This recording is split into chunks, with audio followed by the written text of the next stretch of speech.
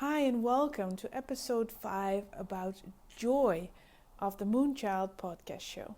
This is Miriam Maris, and this episode is for you if you want to experience more joy in your life, if you feel like all the corona news is so depressing and you're struggling what to do with it.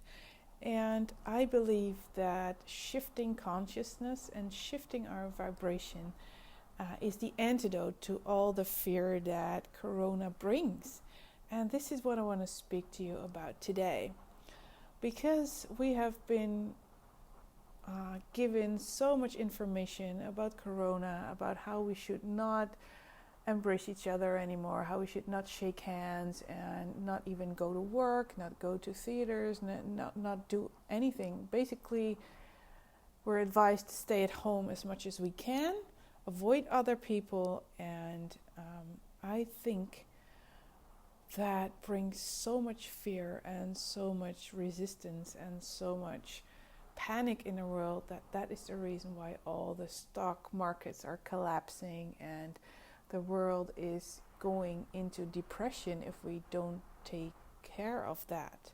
And I think shifting our consciousness and shifting our vibration from fear back to love is the answer to that. And I know this is controversial and this is not the way most people think, but I want to give you another view on this topic, not just about corona, but about fear in general. So I'm going to leave corona and I'm going to just speak to you about fear.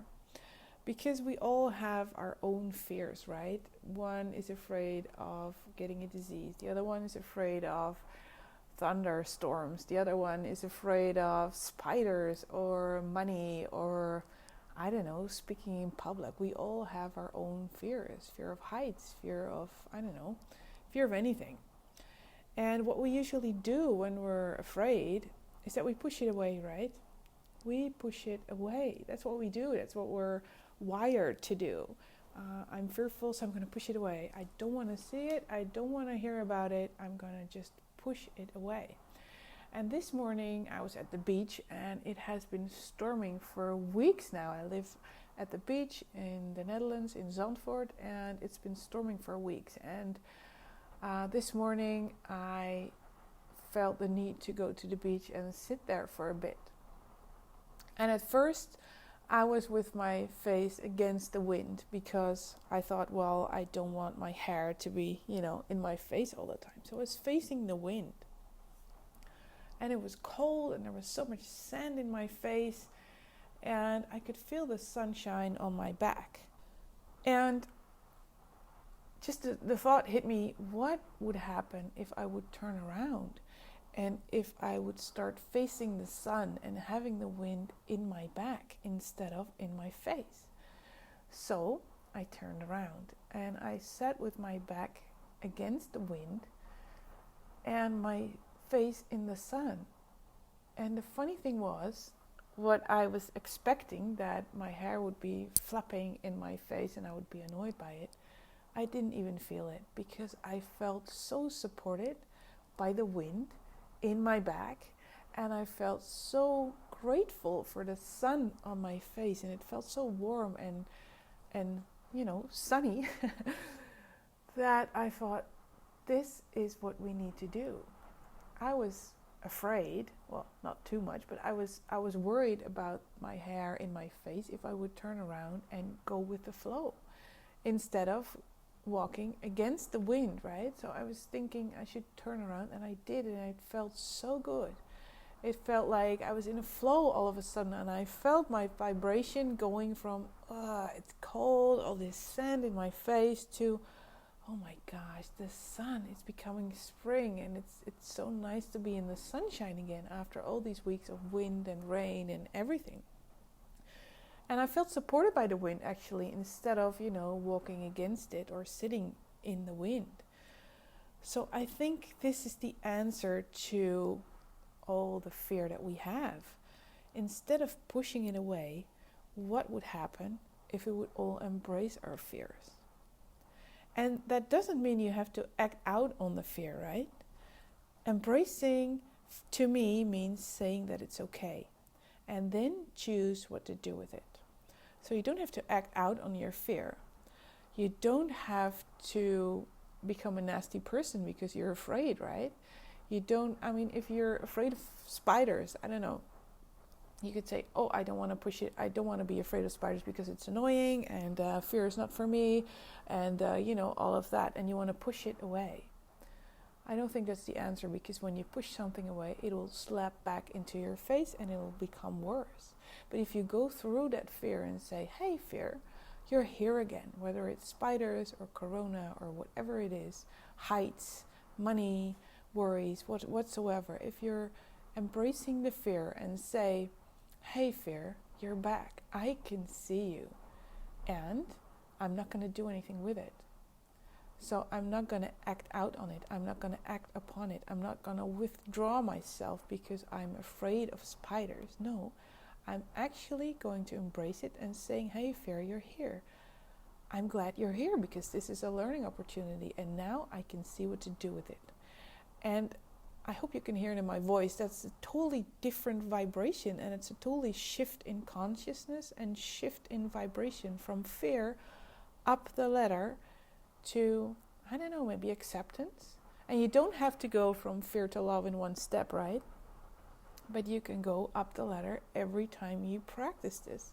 So every time fear hits you, welcome the fear, or welcome, whatever is in your way. Maybe it's not fear, maybe it's grief, or maybe it's, I don't know, whatever it is for you.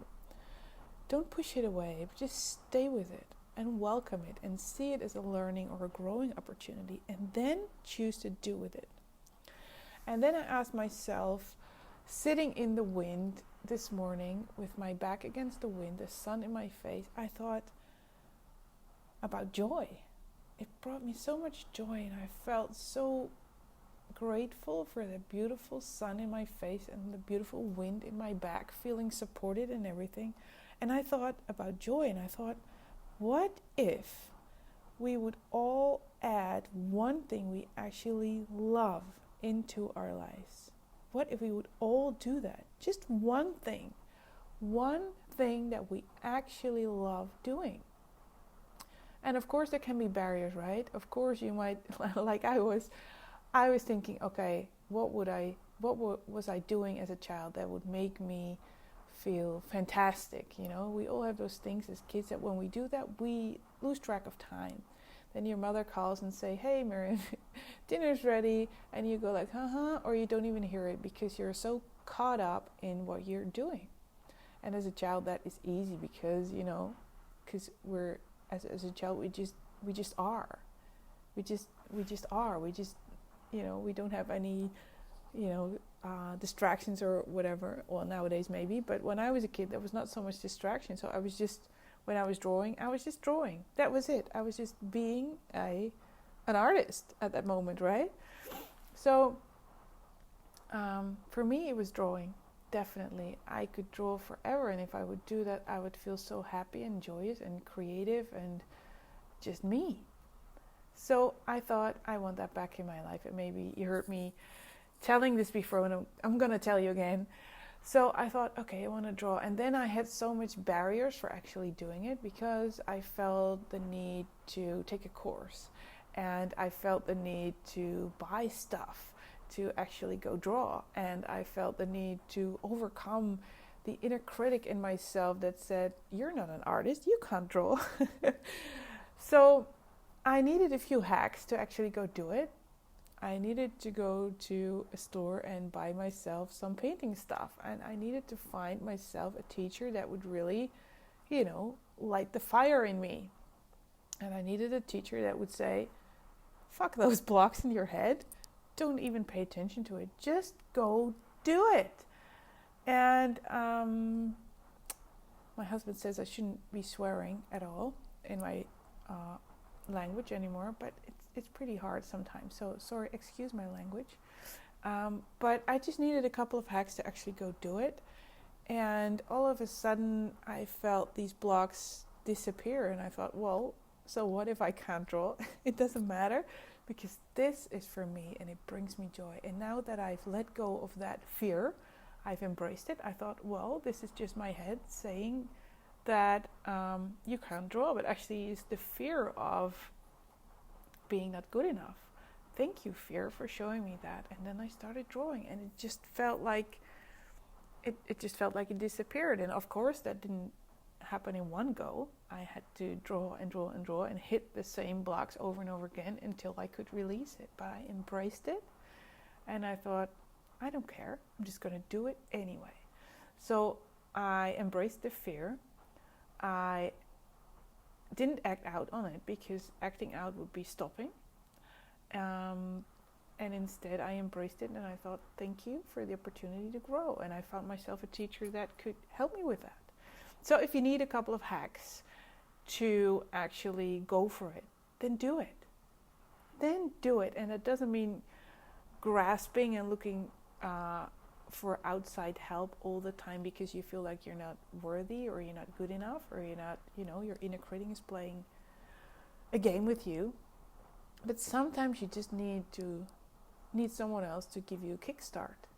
So my question for you today is, what if you would add one thing you actually love to your life? What would that do to your fear? What would that do to your vibration? What would that do to your energy? And what would it be?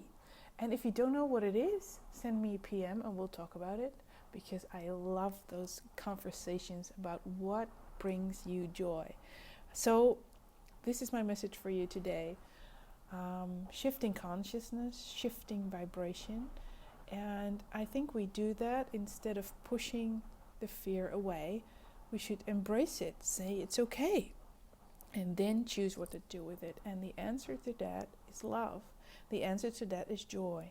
So ask yourself, what if I could add one thing I actually love to my life? What would my life look like? And what would it actually be? So that's my question for you today. And if you don't know the answer, send me a PM and we'll talk about it. I hope to see you very soon in the next episode. And thank you so much for listening, and see you very soon. Bye.